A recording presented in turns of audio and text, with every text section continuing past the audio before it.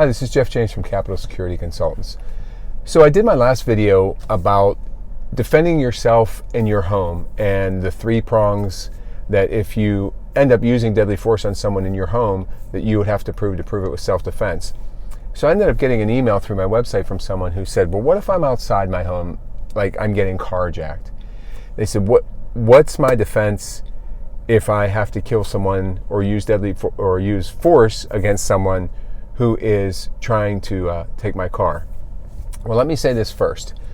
If someone's trying to steal your car, you have absolutely no basis to use deadly force against them. You can never, never, never use force for a theft of property. That's just going to get you into trouble. But the problem is cars have gotten harder to steal because of their technology. So now thieves know they have to get you while your car is running and while you're in it to be able to steal it, because their ability to hotwire cars is pretty much gone now. So if someone's standing in front of me with a gun telling me to get out of the car, can I run them over? And the answer is yes. But those three prongs of self-defense still have to apply even if you're in your car. You have to have the imminent danger. You have to believe that your life was threatened, and the force has to be proportional. So if they're 100 feet in front of you with a knife, you can't run them over because you're in your car, you're in the security of your car, there's distance, that imminent threat, that danger, and that proportionate force aren't there. But if they have a gun, you would certainly be within your rights. So let's talk about now, how can we get out of a carjacking if we are involved in one? Or how do we keep ourselves from even getting to that point? Because I hear people say, well, I'd rather be tried by 12 than carried by 6. Yeah, but what's even better than that is never getting in the position to have to use force in the first place. So if I'm driving, I look at a couple of things. One is, I always, especially if I know I'm in a bad neighborhood, my windows are always up and my doors are always locked. You lock your house, you close your windows and your doors. You should do the same thing in your car. I had a buddy who was coming off a midnight shift. He was driving home. It was late.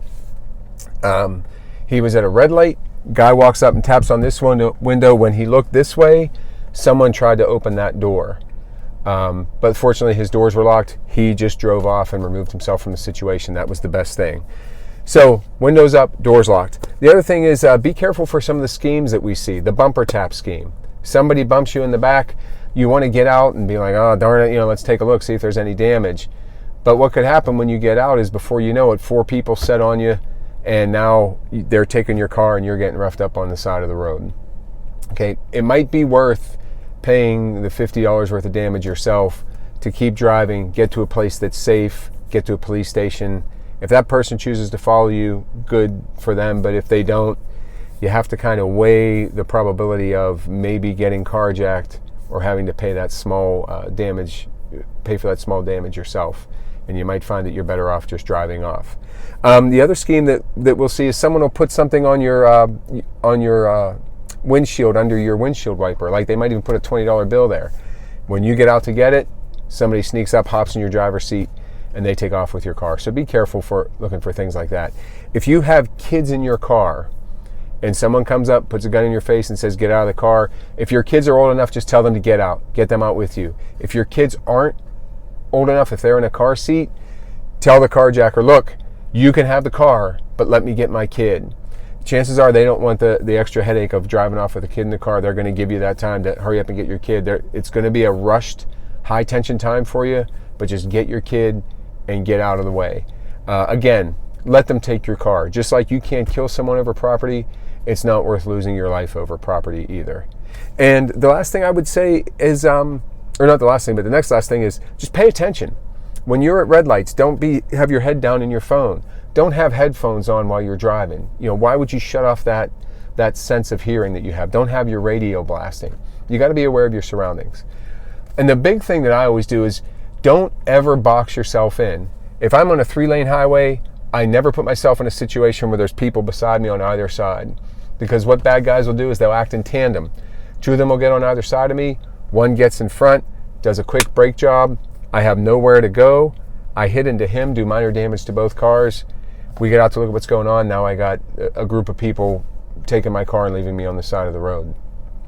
So even if I'm on a 2-lane highway, if someone's right beside me, I'll adjust my speed to make sure I have an out. The other big thing is I never get so close to the car in front of me that I can't see their tires touching the ground. So if I'm in traffic right now and this car is in front of me, it is right there. So if I pull right up against them like this, I don't have any outs.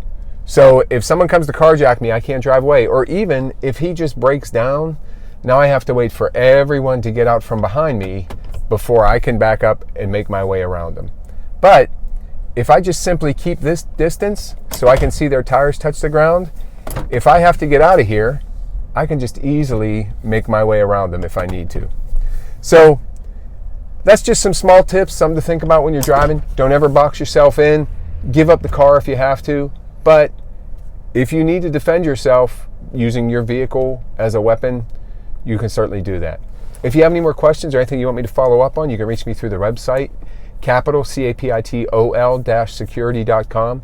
Or if you have questions about anything else related to security, let me know. Get on there, check out the services we provide. And I'd love to come out and train you or your people at your house of worship or people at your business about all these things that relate to your safety. I'm Jeff James, and we'll see you next time.